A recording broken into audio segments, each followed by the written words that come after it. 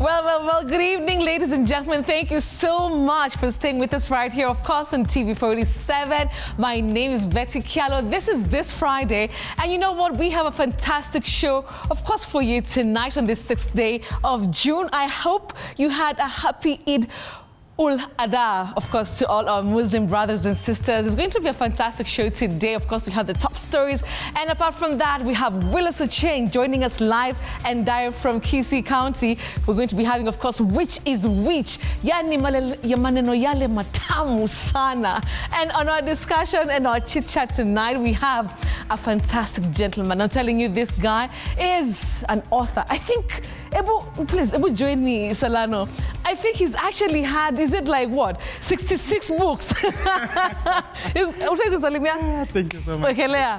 Na wewe ni Mluya, sinajua mnapendanga kusalimiana kama tu mimi. Labda tume salamu nyumbani. Tunatuma salamu nyumbani. Mimi nimetoka Kwisero. Wewe umetoka wapi? Kakamega, Lumakanda.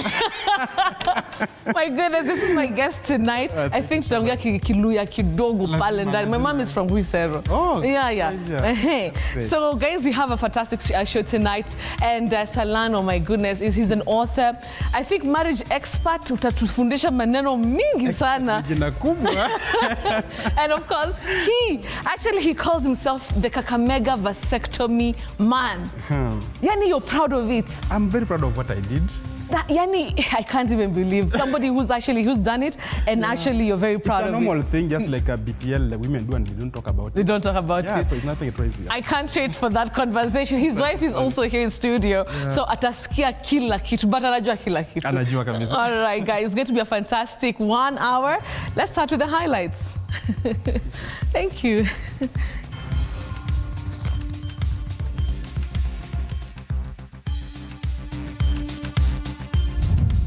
Kwa yoyote kwamba atachinja ule mnyama, tuomba uweke katika sehemu 3. Toa sehemu yake nyumbani ya matumizi, kisha kuna sehemu ya majirani, kisha tusiwasahau na wale maskini. As Muslims across the country mark Eid ul-Adha, hopes for a vibrant holiday season run high. However, with ongoing economic hardships, many have been forced to scale back their expectations and adjust to the realities on the ground. Maisha ni ngumu, lakini tunasema shukrani, bora tu uhai. Alafu na kijana ndawa ya mutuse mwengi. Opposition leaders fiercely criticized the Kenya Kwanza administration, accusing it of using public empowerment projects as a smokescreen for widespread corruption and mismanagement. Safari ya kufukuza Kasongo imeanza. Muko tayari? Kwa sababu huyu jamaa ameharibu mambo ya payslip. Tonight, we take you to Morocco's port city, a gem by the ocean and Africa's most efficient port, ranked among the top globally for its innovation, skill, and strategic importance. Well, thank you so much for staying with us right here on TV47. Of course, joining us for, of course, our weekend edition, our sign language interpreter tonight is Walter Juma. Well, let's begin with our top stories tonight.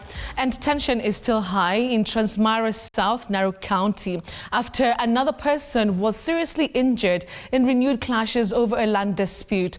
Now, the victim was hit in the head with a machete at Ngoswani Trading Center, bringing the total number of those injured to 8. Well, this comes just a day after 3 people were killed and 7 others injured during fierce fighting between 2 rivals groups. Now, the Independent Policing Oversight Authority has now begun investigations into how police handled the situation, especially regarding the deaths and injuries that occurred during their intervention. Take a look.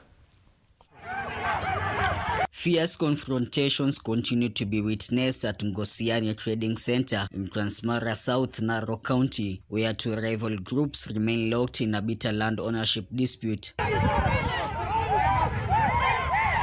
So far, 3 people have been confirmed dead, reportedly shot by police officers who attempted to calm the situation, while the number of the injured now stands at 8. What is the problem? Why are you shooting our people? Look, Our people are lying on bed, just innocent souls here. Na tumesema kama wananchi wa Majimoto, kwa siya leo, tuko na haki ya kusimamia sisi wenyewe kwa wenyewe. Ningeomba serikali ambayo inaongozwa na Mheshimiwa William Ruto asikise hii na haje kwa ground, tukuje tuongee, tujue ni nani amepeana hoda hii tuwawe kama mbwa mwitu. The conflict stems from a 110 parcel of land in Lolkuruk village, with both groups claiming rightful ownership. One of the group is said to possess court documents allowing them to conduct activities on the land, which is reportedly linked to a former politician. Na leo tunajaribu kuja kufuata yale kotini amesema, kuna watu wachache ambao wanatisha serikali na kusema watapigana. Mtu mmoja anachukua yaka 800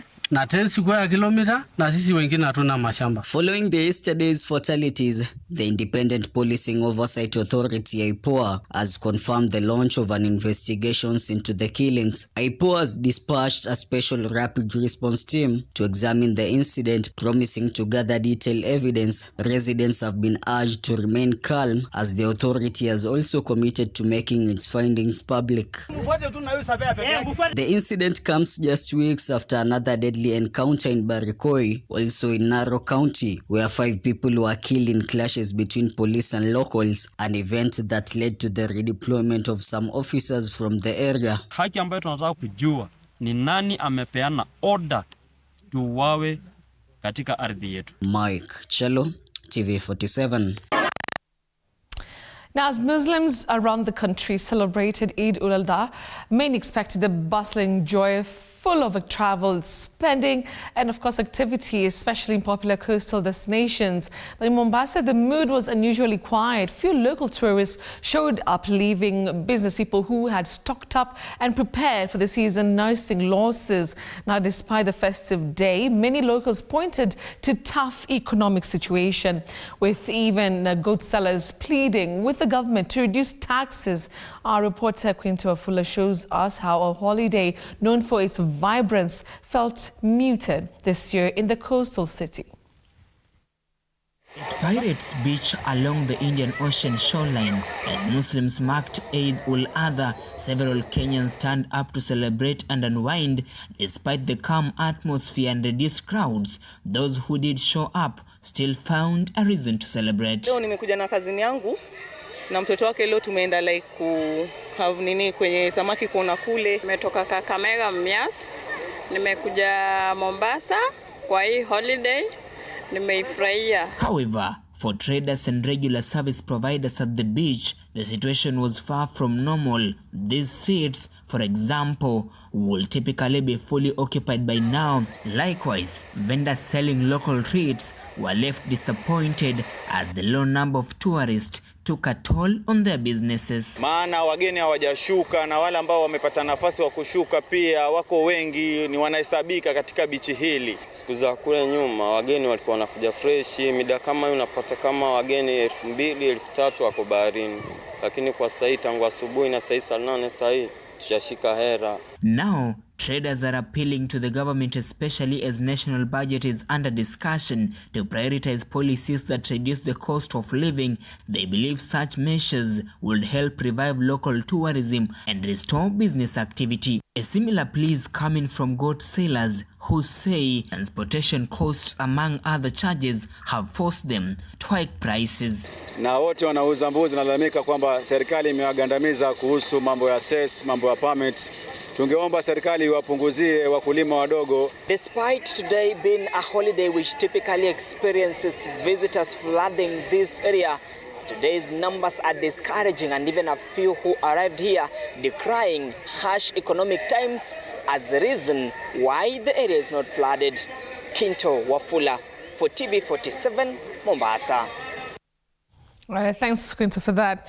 Now, today, Muslims across Kenya joined others around the world in celebration of Eid ul-Adha, one of the most sacred days in the Islamic calendar. Now, it is a day marked by prayers, reflection, and the ritual slaughtering of animals, symbolizing obedience to God and a spirit of sacrifice. Now, on this special occasion, national and local leaders have called for peace, unity, and support for the less fortunate, urging Kenyans to embrace values of compassion and togetherness. Fatima Suleiman reports on how the day unfolded in different parts of the country. Take a look. Adha, one of the two major Islamic holidays, is celebrated annually.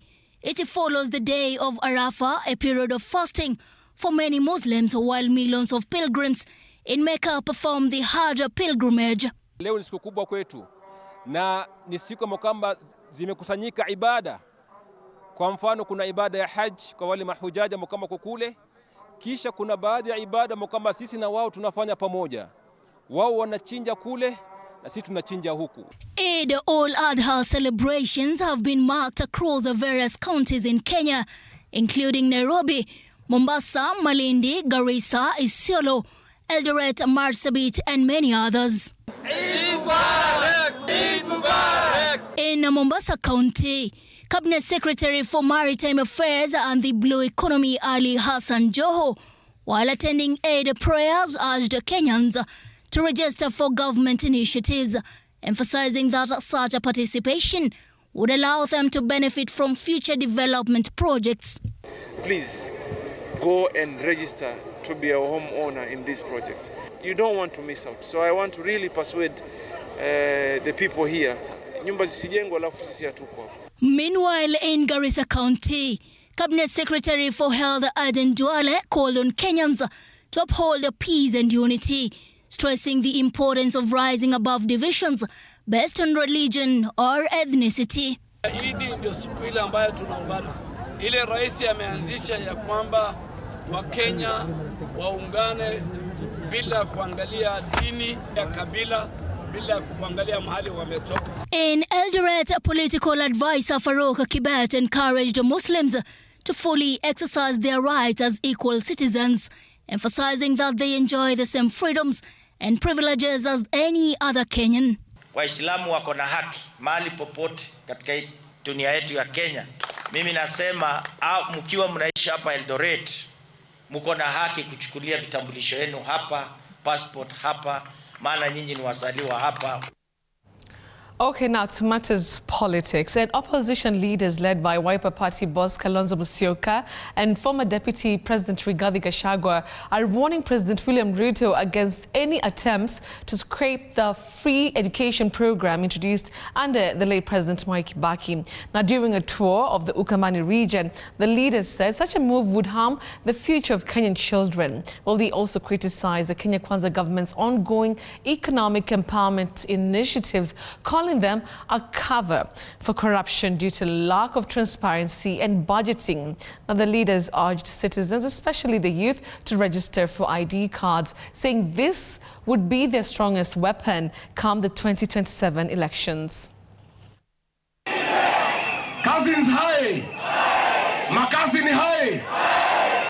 In a dramatic show of political mighty, the opposition supremo led by Wiper leader Kalonzo Musyoka, former Deputy President Rigathi Gachagua, among others, took Ukambani region by storm.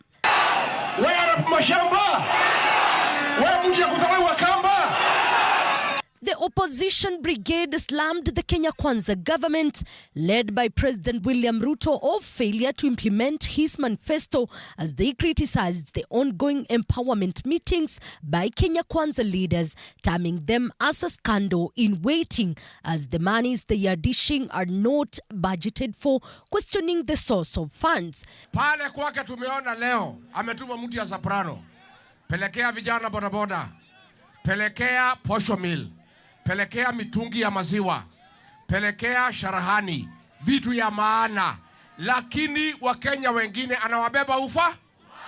Kutoka Mombasa kwenda Nairobi na kuchelewesha ni nyingi zaidi, ni nyingi zaidi.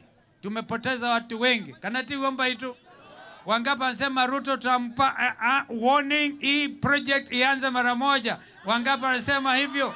The opposition leaders led a clarion call on Kenyans and especially the young people to register to get IDs and voters card as the only great way of ensuring President William Ruto remains a one-term president come 2027. Kwa serikali ya wizi, hata kama wewe unadharau Kalonzo na Wakamba, si utafute hata mtu ya form 4 akuje aongee hapa.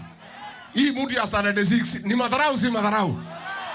Siri ya kwanza, Zakayo amejua anaenda nyumbani. Kuna jambo moja tu, anataka agawanye upinzani, agawanye hii timu. Wakituma mtu anaitwa Faruk ama Oscar Sudi kusema ati wanataka wachukue Kalonzo, ninyi mkiona hawa watu, mkiona wao, waambie hawatafaulu kutugawanya. Further, the opposition brigade warned Ruto of his plan to withdraw free primary education funds as it would be detrimental for the future generations. Kuna senator wa Karugo Ndegwa.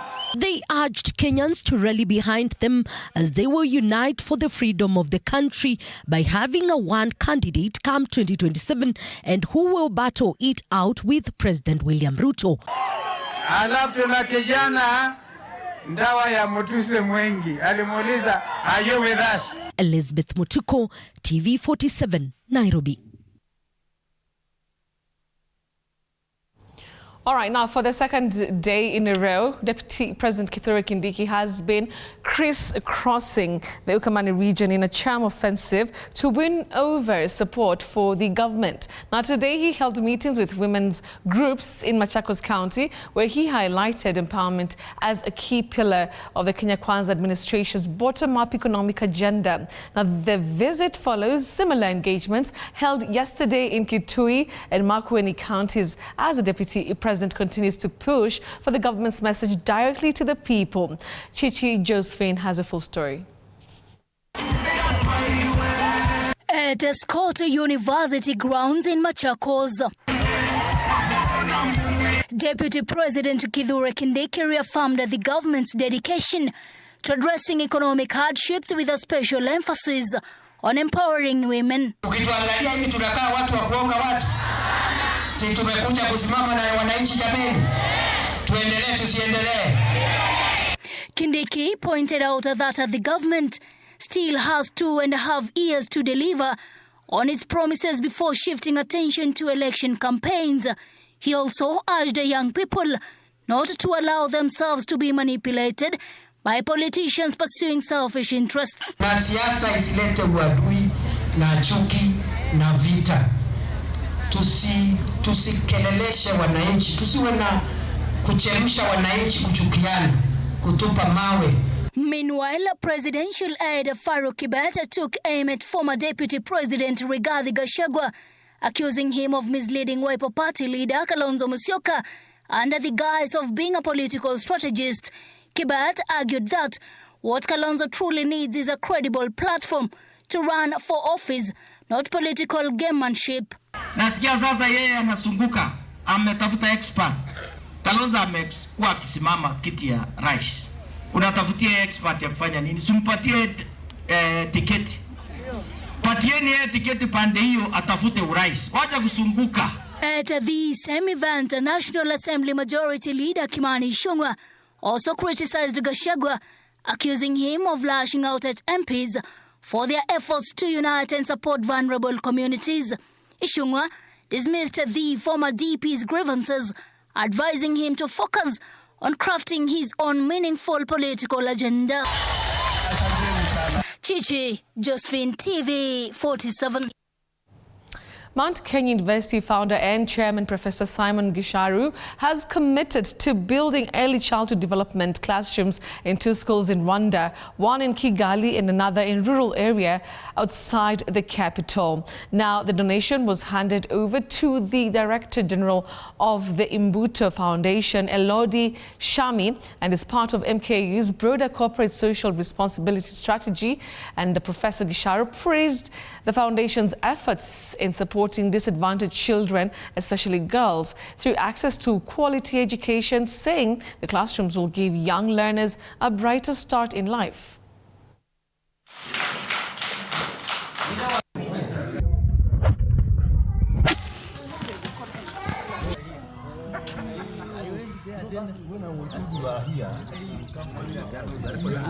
You will see the difference. We already started to see how it will be operational. Yes. We're already discussing with lab how we can get the qualified teachers.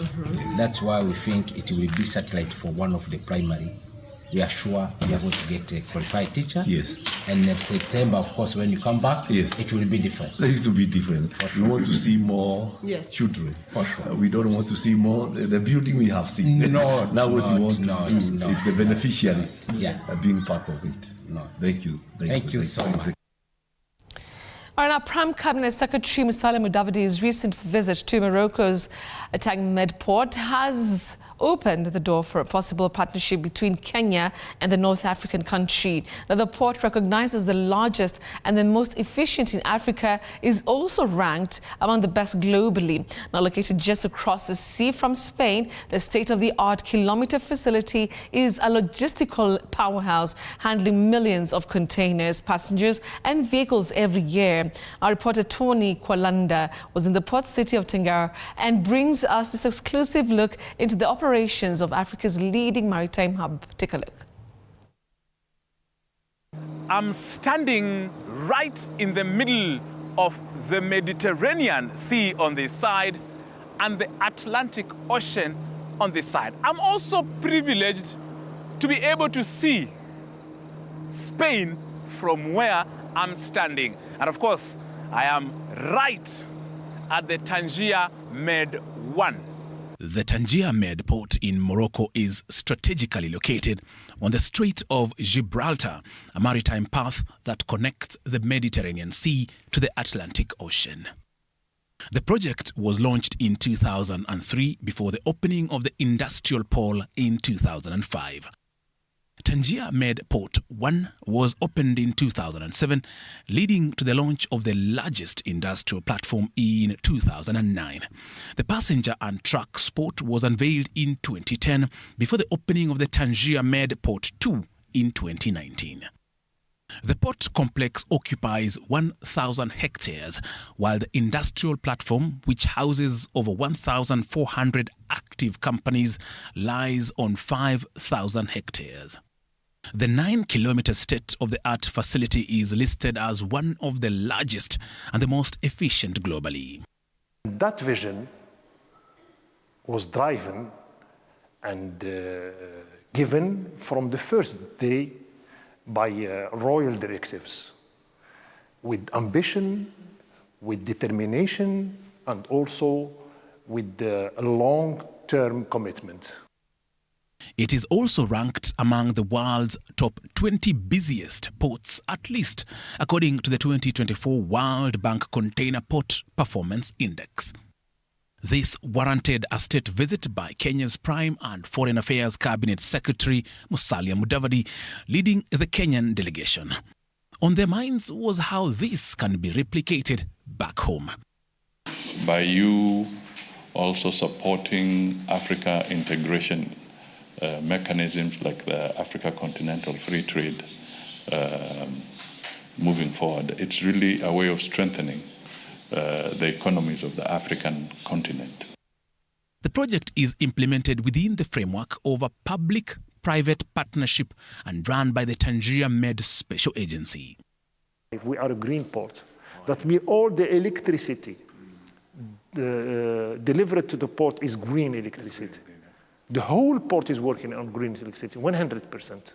Okay, we are very keen on the environmental aspect. The port, which is near Spain by 13 kilometers, has a weekly connectivity to more than 180 ports, over 70 countries and over 5 continents. We also have the possibility to deliver electricity to the ships, green electricity. When the ships are alongside, they can stop their engines, their powers, and we deliver them electricity in order to reduce the emission in the ports. In 2024, over 10 million containers were handled at this port. 3 million passengers used this facility. Over 500,000 trucks cruised through here, and over 600,000 vehicles were processed. His Majesty the King Mohammed VI has been at the forefront of ensuring that this port, Tangier Med 1 and 2, is fully functional.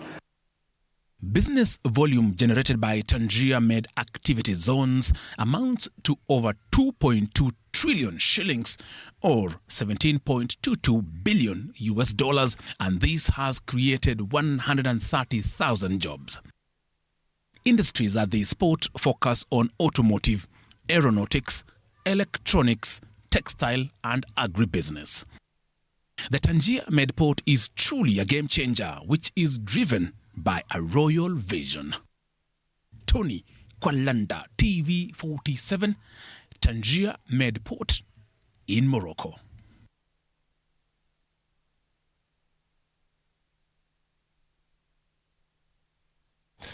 Thank you so much, Tony Kwalanda from Tangier. Thank you, fantastic story there. You've enlightened us about something probably a lot of us didn't know. All right, now, there's something very interesting here, guys. Listen to this. Now, a man from Mulomonye village in Lurambi constituency, Kakamega County, has left many in shock after boldly declaring that he is God in human form. According to him, now he descended from heaven 38 years ago with a mission to save the world. And what's more bizarre is he claims that he has never ever used the toilet despite eating and drinking every day. Now Violet Auma visited the man nicknamed the God of Kakamega, who is surrounded by a group of young men he refers to as his angels. But is this a divine revelation or a worrying case of delusion? Well, you decide. Take a look. It is in the quiet village of Mulomonye in Lurambi constituency, Kakamega County. Here we encounter an unusual tale, the story of a man who claims to be none other than God himself. In this western region of Kenya, it has become common for individuals to claim divine or saintly identities. We have seen the likes of Yesu wa Tongaren, Jehovah Wanyonyi, and Mary, mother of Jesus of Busia. But now, another peculiar story is unfolding in Kakamega about the self-proclaimed God of Mulomonye. Unaitwa third father. Kwa Kiswahili papa wa utatu.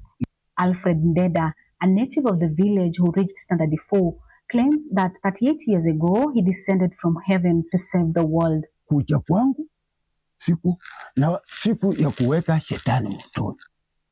Sasa umekuja kumweka motoni. He's currently building a house which he says he modeled after the one he lived in while in heaven. Machi 10 saa 7 ya mchana nilipotoka mbinguni. At his compound, various messages and signs are pinned to trees. But the most unusual thing, prayers are strictly prohibited. Yes, this God says he cannot recall ever using a toilet, despite eating and drinking like everyone else.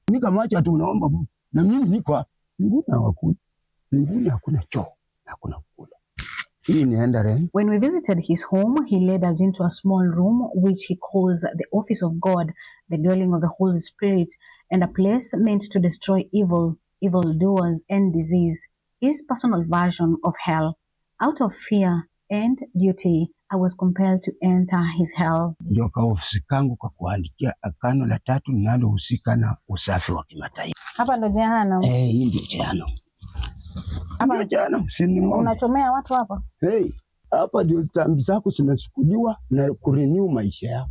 Unlike others who claimed divinity in Western Kenya, the God of Kakamega has his own angels. Si huwa tunaomba si ati huwa tuombi. Anaongea tu peke yake tu, anasema anajibu watu maombi kulingana vile umemuomba. Yaani Mungu anifunzanga tu mambo mengi. Amekufunza nini? Kwa amani, heshima. Yesu atungareni, ulisema Wanyonyi, ulisema hao ni escort wangu na shetani. Tuliyofanya naye kampeni, nikamshinda na nikamweka kwa moto. Umeonako wakati wote safari rally sikichimbia bila escort. He says when the time is right, a home of saints will be completed and nations across the world will flock here to bow before God of Kakamega. Unajua sala ya kuu, Papa wetu aliye mbinguni, ufalme wako ushuke hapa duniani. Mimi sasa ndio nashukisha ufalme wa mbinguni. Violet Auma, TV 47.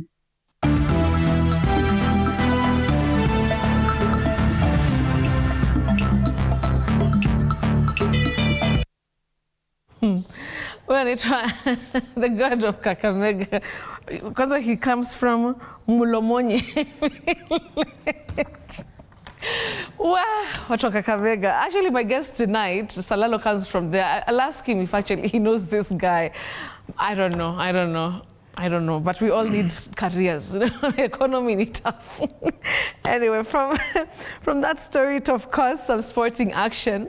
And Kenya Pipeline and the General Service Unit have made strong statements in their bid to reclaim Kenya Volleyball Federation National League titles. Both teams delivered dominant straight sets wins during the first leg of the playoff finals at the Kasarani Indoor Arena. Now, the Kenya Pipeline 2022 Women's Champions crushed DCI 3-0 with the head coach Geoffrey Omondi praising the team's focus and discipline. In the men's final, GSU edged out KPA in a thrilling match, inching closer to ending their two-year title drought. And DCI and KPA now face must-win matches in tomorrow's second leg to keep the championship hopes alive. It seemed a good game to us because this year is a very good team. Their services work, their blocks, they are good team. A good win for us, although it's not yet over. DCI is still a very strong team that can wake up tomorrow. But today our services works, our block defense works, and that's why we were able to subdue their main attackers, and it gave us an easier time. We didn't play as we expected due to communication inside the court, reception, some are beat, and also our blocks. We didn't play as we expected, but me as a coach, and that the spirit that these ladies of mine, the players, had, we are optimistic that we are going to win for today's match. But actually, we didn't play the way we expected. But tomorrow, we are going to come back fully optimistic. Now, Kenya's national football team, Harambee Stars, is gearing up for a crucial face-off against Chad tomorrow in a match that's generating excitement among fans and analysts alike. Now, this friendly fixture offers the Stars a chance to build confidence and momentum as they prepare for the upcoming international competitions. The team is looking to make a strong impression and fine-tune their tactics ahead of the tougher assignments down the road. Camp is great, and every player that has been selected is trying to give his best. I think they're giving us a very good headache as the technical bench about who to select to start the match against Chad. So everybody's raring to go. Everybody is showing the coach that they want to represent us come the 7th against Chad. So as I said earlier on, it's a good headache for us as the technical bench. I work here for long, and nilijua one day lazima nitachezea my country. Represent the highest level. Kwa camp hakuna azini, yani nimeona vitu different kwa sababu si kama kwa club. So si tuko happy, tuko na umoja na tumetrain kwa pamoja, tunapendana. So sote tuko hapa ku represent our country na hakikisha mashabiki wetu kwenye mpo tutawapatia hiyo results yenye umetegemea ama mnatarajia kutoka kwetu.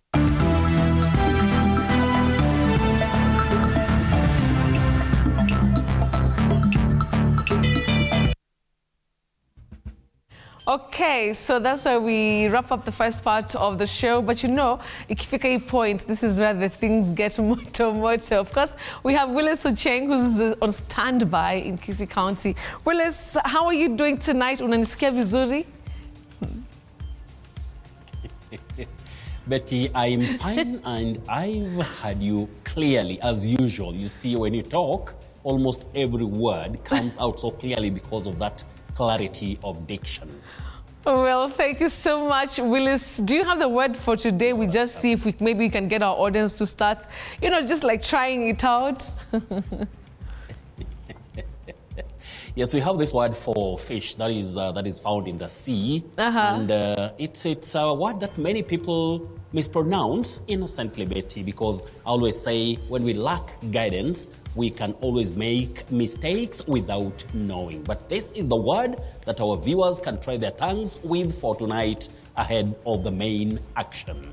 All right, well, it's really looking forward, and you're looking great tonight. It's very cold in Nairobi. We're looking forward to a heated up show tonight, Willis. Thank you so much. Of course, Willis will be joining us shortly, and we have a very interesting discussion up ahead. Talking about vasectomy, I know it has been taboo in so many, African contexts, but there's one guy, I don't know, Kakamega Lome Shine. He's also from Kakamega. And he calls himself the vasectomy man from Kakamega. Man, as in I just love that confidence. And we're going to be speaking to Sanlano just why he decided to do it. It's a very, very interesting discussion. And I've actually seen quite a number of comments from people who are actually looking forward to hearing why and see if maybe they can get their minds changed. So looking forward to that. All right, let's take a break. We're coming back shortly. Don't go away.